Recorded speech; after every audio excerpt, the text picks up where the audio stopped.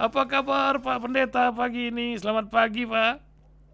Selamat pagi, Selamat pagi Pak salam Pendeta. sejahtera semuanya. Ini Ya, Pak, ini 65.000 streaming sedang jalan pagi ini dan banyak 9 kota memantau bincang kita. Yang saya ya. ingin tanya, Pak Pendeta ini di Jakarta atau di Solo hari ini, Pak? Saya di Solo Di Solo. Saya dan baca dalam ya sebuah di Jawa sebuah Tengah. literasi ini apa yang menyebabkan Pak Pendeta Tertius Agus Jono mengatakan bahwa negeri ini besar dan tidak gampang untuk menyatukan heterogenitas. Baru saja kita dengarkan bencana di Manado sana di Sulawesi Utara. Apa keyakinan Pendeta Tertius Agus Yujanto ini untuk hal ini yang terungkap dalam wawancara dengan KBNus baru-baru lalu? Silakan Pak Pendeta. Ya, kita hari ini sedang memasuki proses politik. Hmm. Artinya kita butuh seorang pemimpin Hmm. di mana pemimpin itu berpegang teguh, berpegang penuh dalam sebuah kasus politik. Hmm. Kita tahu bahwa politik itu adalah proses pembuatan keputusan Hmm. dan pengaturan untuk kehidupan bersama dalam sebuah negara. Hmm. Nah, negara ini butuh seorang negarawan, butuh seorang tokoh politik yang benar-benar membuat sebuah keputusan dan aturan di mana itu bisa untuk kehidupan bersama sehingga masyarakat itu sejahtera. Nah, saya salut dengan Bapak Anies Baswedan dengan Pak Muhaimin, di mana kami memang tunggu ketika calon-calon lain itu membuat tim pemenangan nasional. Yeah. Memang yang terakhir itu Pak Anies. Saya mengharapkan semoga di dalam tim ini Pak Anies merekrut dari semua lapisan masyarakat supaya aspirasi, supaya untuk membuat aturan kesejahteraan bersama itu bisa terlaksana betul.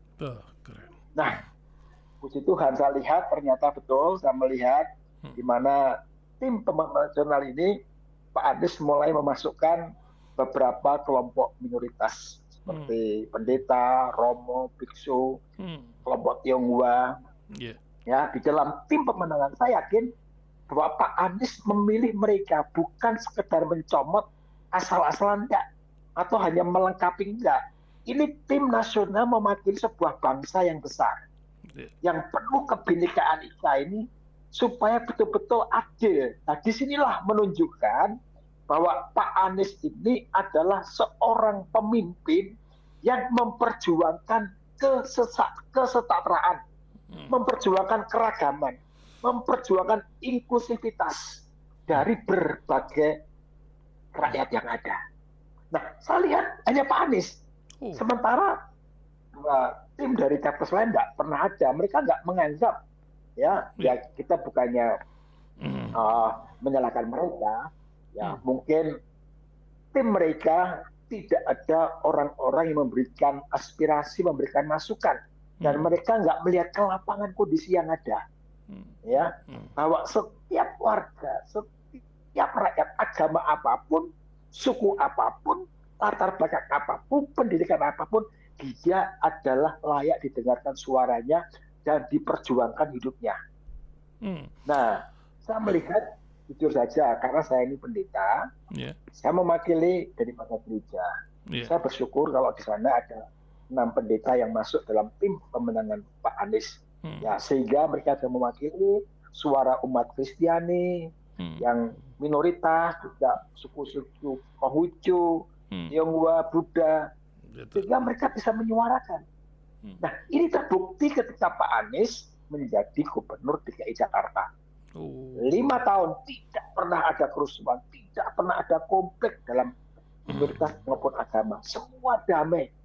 Bahkan pada saat gubernur Pak Anies di DKI, banyak gereja-gereja yang puluhan tahun izin tidak keluar, bisa keluar karena Pak Anies. Ya, juga dari wihara bisa keluar. Ya, sehingga kita melihat memang bagi orang yang tidak hidup di Jakarta, tidak mengalami kondisi dan melihat Jakarta, nggak bisa bicara, hanya mencela yang jelek-jelek saja. Ya, nah saya mendapat masukan dari teman-teman saya pendeta di Jakarta, yang mana dia mengembalakan jemaat di sana. Nah, dari itu saya melihat sosok Pak Anies ini luar biasa. Difitnah, dibully, dijelek-jelekin, nggak pernah merespon jelek dengan lawannya. Dia senyum, bahkan memotivasi. Ya, maka saya senang sekali dengan program Pak Anies 4 perubahan ini. Ya, banyak orang nggak mengerti apa itu 4 perubahan itu. 4 perubahan itu yang pertama, itu meningkatkan yang baik, Pak. Meningkatkan yang sudah baik, ya ditingkatkan lagi. Nggak mungkin Pak Anies menghancurkan yang sudah baik. Justru ditambah semakin baik. Di Jakarta seperti itu. Program-program gubernur lama yang baik dilanjutkan Pak Anies, selesai. Termasuk terowongan-terowongan dia kan. Ya, termasuk hal pembangunan jembatan. Selesaikan, ditingkatkan, itu yang pertama. Yang kedua, yang perubahan Pak Perjuangan apa? Mengoreksi yang kurang. Ya, kan kurang perlu dikoreksi. Banyak hal yang kurang di bangsa ini. Ya, dalam pendidikan, dalam kesehatan, dalam lingkungan, ini perlu dikoreksi. Nah, setelah dikoreksi, yang ketiga, menghentikan yang salah. Jangan dibiarkan. Banyak kesalahan di negeri ini, dari hukum, dari keputusan peraturan daerah, apalagi akhir-akhir ini. Jelas kita tahu. Ini keluar sedikit dari apa saya omongkan. Jelas-jelas dari dulu ada aturan, orang yang menyalonkan presiden itu ketika menjabat harus mengundurkan diri. Tapi presiden mengeluarkan aturan, nggak perlu mengundurkan diri. Pertanyaannya sekarang, bagaimana dengan caleg? Kan dibedain. Presiden boleh, caleg nggak boleh. Ya, caleg dari sarjana hukum harus keluar dulu dari pekerjaannya, keluar dulu, harus sama sekali tidak ada jabatan. Beda. Sementara presiden dibolehkan, kan aneh kan? Nah ini yang salah-salah seperti ini harus dikoreksi, diperbaiki, ya, baik dalam mengelola BPJS, kesehatan, mengelola aturan-aturan pajak tanah, pajak PPP, semuanya, ya, pembangunan harus banyak kesalahan sehingga banyak kursi. Bahkan paling ngeri adalah, ya, seorang ketua KPK bisa dipersangkakan baru pertama kali sejarah Indonesia. Siapa yang ngangkat dia? Ya kan? Siapa yang milih dia? Dari awal saya nggak setuju dia memang. Sebenarnya nggak. Itu orang punya kepentingan. Banyak hal yang salah di Indonesia ini. Ini harus ada perubahan. Yang keempat. Yang keempat adalah membawa yang baru yang belum dikerjakan. Nah ini. Banyak nggak pernah ngerti perubahan itu apa toh.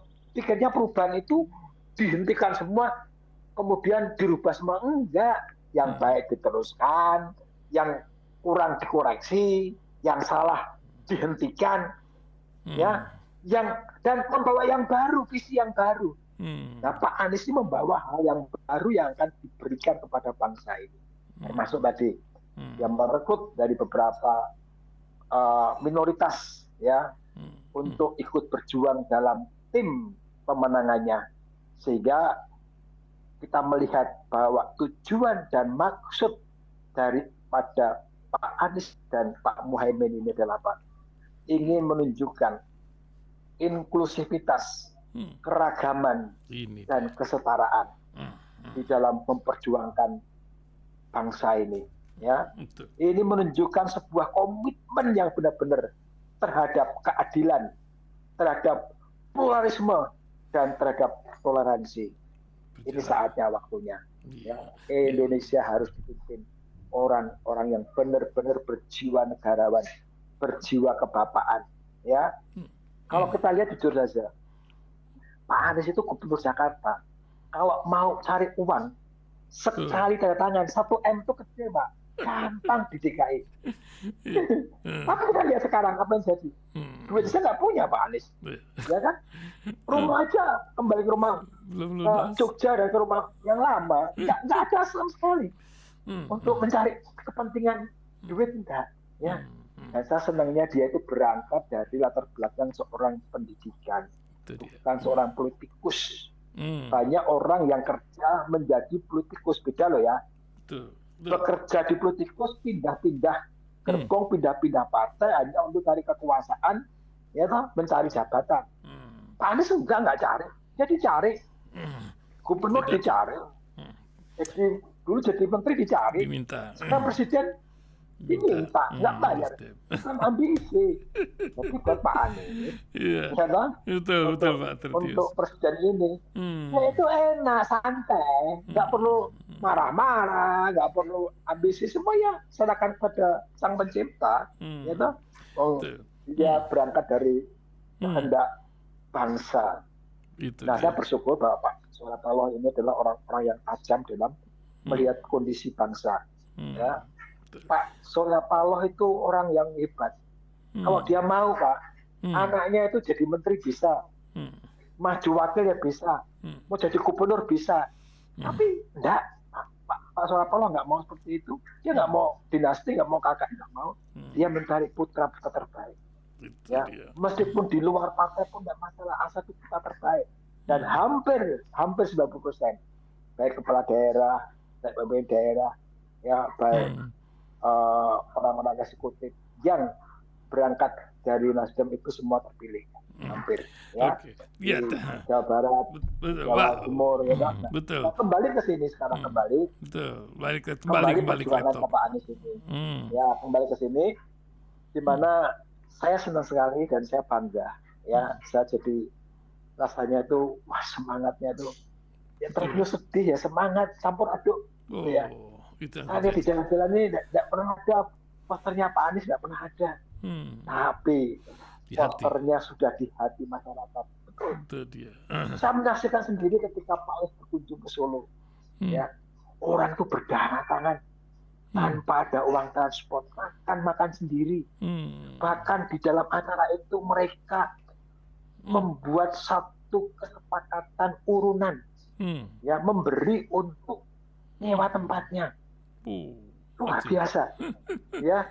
Nah, yang datang kan hanya orang-orang agama tertentu, dari Kristen ya ada, dari Katolik ada, Hindu ada.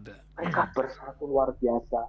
Ya, nah maka saya ingin supaya ini menjadi gambaran bangsa Indonesia, melihat Pak Anies ini gambaran kebinekaan, gambaran Pancasila, ya, masa depan. Ini yang benar-benar Pancasila yang sejati ini, kebinekaan yang harus diperjuangkan ini Pak Anies ini penting, Pak. Ya, nah, saya rindu untuk semua teman-teman dari umat Kristiani, yuk. Jangan mau dibutakan mata kita, jangan mau ditulikan telinga hati nurani kita. Yuk berani berkata jujur, berani berkata apa adanya. Ya, jangan takut dengan perlawanan dengan kondisi yang ada. Memang jujur Pak, minoritas di mana-mana itu takut untuk berlawanan dengan kekuasaan, kepentingan penguasa. Susah takut memang karena minoritas. Ya. Tetapi di dalam pemilu ini adalah setiap rakyat punya hak dilindungi undang-undang. Ya, kita nggak perlu takut. Kita milih, kalau jadi ya bersyukur kita bisa berjuang. Kalau nggak jadi ya dukung yang jadi. Mungkin dong aku belum tahu kita. Ya kan Pak, pasti kita dukung lah. Itu yang kita rindukan. Terima kasih Pak Pendeta Tertius, luar biasa nih bincangnya pagi ini. Mudah-mudahan kita bisa bincang lagi ke lain kesempatan. Kalimat terakhir dari Pak Pendeta Tertius buat pendengar, simpel saja Pak Pendeta. Silakan Pak. Ya, kami sebagai umat Kristiani itu punya prinsip, dimanapun kita ditempatkan Tuhan, di daerah manapun, di kota manapun, di negeri manapun, usahakanlah kesejahteraan dan di tempat itu, di lingkungan kita dimanapun, usahakan kesejahteraan. Nah, kesejahteraan itu bisa terjadi kalau ada pemimpin yang sehati, punya hati untuk mensejahterakan. Itu Itu Iya, ya. Nah, Pak Anies betul. lah orang. Terima kasih Pak Pendeta Tertius Agus Sugianto. Terima kasih. Sampai bertemu lagi pada kesempatan lain. Selamat pagi Pak. Terima kasih.